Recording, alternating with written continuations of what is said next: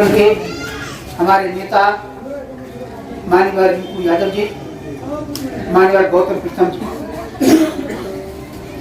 आप लोगों को बहुत बहुत धन्यवाद और बहुत ही शुभकामनाएं, बधाई के आपने संविधान बचाओ देश बचाओ रैली सुल्तानियत प्रखंड के स्तर पर निकाल देश की चिंता करने वाले तो संविधान की रक्षा के लिए लड़ाई लड़नी चाहिए थी। वे सभी कुर्सी के दांव खेल रहे हैं, अपने अपने धन और पैसे जमा करने में लगे हुए हैं और हम गरीब गुरुआ लोग संविधान बचाने के लिए, अपने हक अधिकार को बचाने के लिए, अपने संविधान को बचाने के लिए रोड पर खड़े हो रहे हैं और इसके लिए आप सभी बहुत ही बधाई के पात्र हैं। बहुत बहुत धन्यवाद। बाबा साहब डॉक्टर अम्बेडकर ने यही सपना देखा था। उन्होंने देखा था कि ये संविधान नेताओं का नहीं है, मोदी का नहीं है, उनके बपौती का नहीं है, ये नीतीश कुमार का नहीं है, ऐसे बड़े नेताओं का नहीं है। ये संविधान हम भारत के लोगों का है। संविधान की प्रस्तावना में ये लिखा हुआ है, ये संविधान हम भारत के लोगों का है। हम भारत के लोगों का मतलब क्या है? इस देश में हम मूल निवासी बहुजन समाज के लोग 90%, 100 में 90 है। ये संविधान हमारा हुआ और इसलिए ये जो मुट्ठी भर ब्राह्मणवादी लोग हैं, जब से संविधान बन रहा था तब से लेकर आज तक वो संविधान के विरोध में काम कर रहे हैं। वो संविधान के विरोध में वो खड़े हैं। खड़े क्यों हैं? वो क्या चाहते हैं इस देश में? वो चाहते हैं ये जो अपने अनुसूचित जाति के लोग हैं, अनुसूचित जनजाति के लोग हैं, पिछड़े समाज के लोग हैं, महिलाएं हैं, हमारे अल्पसंख्यक समाज के लोग हैं, ये उनकी गुलामी करते रहे, वे उनको बड़ा मानते रहे, वो उनका पैर पूजते रहे, वो उनको कमा कर सब दिन देता रहे। वो यही चाहते, वो बराबरी नहीं चाहते। हम उनकी स्वतंत्रता पूर्वक उनके सामने खड़े हो सके, बैठ सके, ये वो नहीं चाहते। हम कोई भी धर्म, कोई उपासना के तरीके को ढूंढ सकते हैं, ले सकते हैं, ये वो नहीं चाहते। ये वो चाहते नहीं कि बराबरी के स्तर पर हमारे साथ आ सके, पुरुष महिलाएं दोनों बराबर हो सके, वो नहीं चाहते हैं। दलित और पिछड़े, आदिवासी और अल्पसंख्यक सवर्णों के बराबरी में खड़ा हो सके, वो नहीं चाहते हैं। इसलिए वो संविधान के विरोध में खड़े हैं। इसलिए बाबा साहब को गालियां देते हैं, फुले साहब को गालियां देते हैं, कर्पूरी ठाकुर को गालियां देते हैं। हमें याद है कि कर्पूरी जी ने 1978 में यहाँ आरक्षण लागू किया था पिछड़े वर्ग के लिए। पिछड़े वर्ग को आरक्षण 1950 से लेकर संविधान लागू होने के उतने वर्षों के बाद तक लागू नहीं था। ये पहला राज्य बिहार है जहाँ पर पिछड़े वर्ग का आरक्षण माननीय कर्पूरी ठाकुर जी ने लागू किया। ये पहला राज्य है हिंदी प्रदेश और किसी भी राज्य में लागू नहीं था। क्या कहा था इन सवर्णों के बच्चों ने? कहा था कि पिछड़ी जाति कहां से आई, कर्पूरिया की माई भी आई। यह आरक्षण कहां से आई? पिछड़ी कर्पूरिया की माई भी आई। कर पूरा घर और पूरा, ये सब गालियां दिया था हमारे माननीय कर्पूरी ठाकुर जी। जैसे बाबा साहब डॉक्टर अम्बेडकर को गालियां दिया था, उसी प्रकार इनको गालियां दिया, उसी प्रकार नीति मंडल को गालियां दिया। जब मंडल कमीशन लागू होने की बातें आई, पिछड़े वर्ग का केंद्रीय सेवाओं में आरक्षण लागू होने की बात आई तो गालियां बकी गई। यानी हम पिछड़े दलितों को जब कभी अधिकार मिलता है, अल्पसंख्यकों को जब कभी कोई अधिकार मिलता है, तब ये लोग गालियां बकते हैं। हमारे महानेताओं को गालियां बकते हैं। ये संविधान विरोधी लोग हैं। ये मोदी कौन है? मोदी फर्जी पिछड़ा है, फर्जी पिछड़ा। मुख्यमंत्री बनने के पहले वो अगड़ा था, सवर्ण था। मुख्यमंत्री बनकर के अपनी जाति को उसने पिछड़े वर्ग के अंदर रखवा दिया गुजरात में, और क्या कहता है हम पिछड़ा हैं। ये फर्जी पिछड़ा है, वो पिछड़ा वर्ग में है नहीं। अभी जो कहता है 5 किलो अनाज दे रहे हैं, कहीं जमींदारी है तुम्हारी? मोदी तुम ही कहते हो चाय बेचते थे स्टेशन पर, भाई तुम ही कहते हो चाय बेचते थे, 5 किलो अनाज देने की हैसियत है तुम्हारी क्या? अगर हम लोग टैक्स नहीं दें तो मोदी सरकार की हैसियत है क्या 5 किलो अनाज देने का? और कितना पैसा दिए हो अभी तक? इतने वर्षों से, 3-4 वर्षों से वो 5 किलो अनाज दे रहा है अभी तक केवल 3 लाख करोड़ रुपए का उसने अनाज दिया है। और अडानी अंबानी और बड़े पूंजीपतियों को कितना दिया है? 12 लाख करोड़। 12 लाख करोड़ दिया है बड़े पूंजीपतियों का, लोन माफ किया है बैंक का। और मजदूर किसानों को कितना दिया है? 3 लाख करोड़। यानी 100 में 90 जो है उसको 3 लाख करोड़, और 300 जो है उसको 12 लाख करोड़। यह है मोदी सरकार। कहां से देता है? क्या तुम्हारा जमींदारी था? क्या कोई स्टेट था? तुम राजा का बेटा हो? दिन भर में 10 ड्रेस बदलते हो, लज्जा भी नहीं आती है इस स्टेट, लज्जा भी नहीं आती है इस प्रधानमंत्री कि दिन भर में 10 ड्रेस बदलते हो। जिस देश की जनता भूखी और नंगी है, अभी भी अच्छे कपड़े नहीं पहन सकते हैं।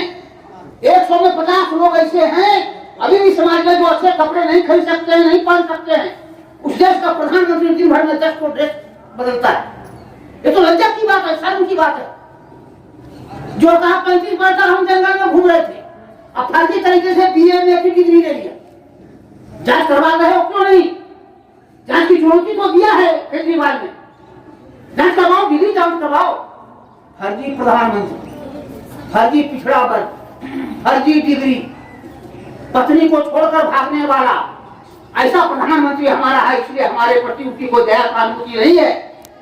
इसलिए हमारे लिए आरक्षण के जो अधिकार हैं उसको छीनने के लिए क्या किया? आरक्षण का प्रावधान खत्म नहीं कर रहा, सब सरकारी संस्थान को बेच करके पूंजीपतियों को दे रहा है। वहां आरक्षण का नियम है नहीं, निजी क्षेत्र में आरक्षण का नियम नहीं है। ऐसे ही हमारे बाल बच्चों का SC ST OBC माइनॉरिटी का जो पिछड़ा वर्ग है उसका अधिकार मारा गया, आरक्षण का कोटा खत्म उसका। नई शिक्षा नीति लेकर के आया है, शिक्षा को खत्म करने के आया है। जितनी यूनिवर्सिटी है, 40 सेंट्रल यूनिवर्सिटी है, 40 यूनिवर्सिटी में 90% से अधिक केवल सवर्ण लोग वाइस चांसलर हैं। 1% भी पिछड़ा वर्ग का प्रोफेसर नहीं है। आजादी के 76वें वर्ष में 1% भी प्रोफेसर नहीं है सेंट्रल यूनिवर्सिटी में, 1% भी नहीं। बिहार में ही देख लीजिए VC लोगों, क्या तो VC है, 14 विश्वविद्यालय में कितने VC हैं? इन बातों को हमें समझना पड़ेगा। अभी जहां पर हमारे बाल बच्चों के लिए भविष्य था, उस सब को बर्बाद कर रहा है, सबको बर्बाद कर रहा है। सामाजिक न्याय कहां गया? संविधान का अनुच्छेद 38 कहां गया? संविधान का अनुच्छेद 39 कहां गया? आर्थिक न्याय, बाल बच्चों को फ्री शिक्षा और समान शिक्षा, गुणवत्तापूर्ण शिक्षा पाने का अधिकार 44-45 था, कहां गया मोदी? गारंटी देते हो बहुत चीजों का गारंटी दो, कम से कम एक को गारंटी दे दो, अपनी पत्नी को अपने साथ ले आओ, इतनी गारंटी तो दे दो। इतनी भी गारंटी नहीं है तुम्हारे पास। मंदिर में घुस करके मूर्ति का अनावरण करते हो, प्रतिष्ठा देते हो राम का, हैं? और अपनी पत्नी को घर में छोड़ रखे हो। तलाक भी दे देते हो, बेचारी दूसरी बात करते, तलाक भी नहीं दी। नहीं, क्यों राम की ज्यादा पूजा करता है, बात को समझ लीजिए। उसी गौतम जी ने पत्नी को, गर्भवती पत्नी को भगाया था, बचाया है इन्होंने, इसीलिए उन्होंने भी पत्नी को छोड़ रखा है। व्यक्तिगत बातें नहीं करनी चाहिए, प्रधानमंत्री हैं, लेकिन आचरण जब इतना गिरा हुआ हो, जब विचार इतना गंदा हो, जब इस देश को चलाने के तरीके इतने गंदे हो, तो हमें तो कहना पड़ेगा ना। आप जिनको जी ने ठीक कहा, तुम राजा नहीं हो, बादशाह नहीं हो, तुम हम लोग के द्वारा चुने हुए प्रधानमंत्री हो, और हमने वोट नहीं भी दिया तभी प्रधानमंत्री तुम बना। कैसे बना? 14 में बन गया था वोट से, 19 में बढ़ गया ईवीएम से, और फिर ईवीएम का भारी। ठीक कहा है साथी ने, ईवीएम हटाओ, संविधान बचाओ, ईवीएम हटाओ, लोकतंत्र बचाओ। देश को बचाना है, ईवीएम के विरोध में हमें आंदोलन करना होगा, हमें खड़ा होना होगा, हमें अपने हक अधिकार की लड़ाई लड़नी पड़ेगी। जगदेव बाबू ने जो कहा था कि 90 भाग हमारा है सभी चीजों में, कहां है 90 भाग? अभी भी तो केवल 20%, हम 90 लोगों के पास 20% संपत्ति है, 20%, और बाकी 80% संपत्ति किसके पास है? 15% लोगों के पास, 10% लोगों के पास। ये समझना जरूरी है, ये समझना जरूरी है। इस देश में 100 रुपया अगर पूंजी है, 58 रुपया पूंजी 1% लोगों के पास है, 58। ₹158 1% लोगों के पास, ये समझना जरूरी है। और 42 जो रुपया है बाकी सब में बटा हुआ है। हम आप में सारे लोग में, ये बीडीओ, सीओ, कलेक्टर, सब लोगों, प्रोफेसर, इंजीनियर, डॉक्टर, मजदूर, किसान, सबको मिलाकर के 42% और 1% के पास 158 पूंजी खरीदी। इसलिए हमें लड़ाई लड़नी पड़ेगी। ये लड़ाई क्यों लड़नी पड़ेगी? हम लोग तो जैसे जैसे जी ले रहे हैं, हमारे बच्चे का क्या होगा, हमारी बच्चियों का क्या होगा? उनकी अगर शिक्षा अच्छी नहीं होगी, उनको नौकरी के लिए अवसर नहीं मिलेगा, उनकी सुरक्षा नहीं होगी, उनके सम्मान की सुरक्षा नहीं होगी, तो हम कैसे जिएंगे? हमारे लोग कैसे जिएंगे? यह देश हमारा है, हम मूल निवासियों का है। हमने इस देश को संवारा है, खेत खलिहान से लेकर के कोर्ट कचहरी तक सब बनाया है हमने। ये बाहरी विदेशी लोगों ने, जिनको सवर्ण कहते हैं, विदेशी हैं, ये उल्टे मुसलमानों को धमकाते हैं। अरे मुसलमान को वहां से अरब से मुट्ठी भर आया था, 10-20 हजार आया था, ये करोड़ों में कैसे है? कौन है ये हम अनुसूचित जाति के लोग हैं, अनुसूचित जनजाति के लोग हैं, हम पिछड़े वर्ग के लोग हैं, जो हम मुसलमान बने हैं, ईसाई बने हैं। इसलिए मुसलमानों और ईसाइयों के प्रति ये नफरत फैलाते हैं, इसलिए नफरत फैलाते हैं। हम यहाँ के मूल निवासी हैं। जो विदेशी हो, तुम्हारा तो साफ डीएनए अलग है, तुम्हारा तो डीएनए अलग है, साबित हो चुका है। इसलिए अभी ये लड़ाई हमारी बाकी है। बाबा साहब ने लड़कारा था, राष्ट्रपिता फुले, माता सावित्रीबाई फुले ने लड़कारा था, पेरियार रामास्वामी नायकर, वो जो तस्वीर देख रहे हैं दाढ़ी वाला, सारी संपत्ति लगा दिया इस लड़ाई में हम लोग के लिए। साहू जी महाराज ने सारी संपत्ति होम कर दी। हम लोग के स्कूल खोलने वाला माता फातिमा से एक सावित्रीबाई फुले, हम उनके औलाद हैं। हम सिर झुकाकर जीने वाले औलाद नहीं हैं। तूने षड्यंत्र पूर्वक हमारे पूर्वजों को हराया था और कह क्या दिया? ये राक्षस है, ये नाग है, ये असुर है, ये पिशाच है, ये सब कहा है। हमारे पूर्वजों को गालियां दिया है, धर्मशास्त्रों में देख लीजिए उनके। एक भी धर्मशास्त्र नहीं है ये ब्राह्मणों का जिसमें हम लोग के पूर्वजों को गालियां, हम लोग को गालियां नहीं दी हुई है।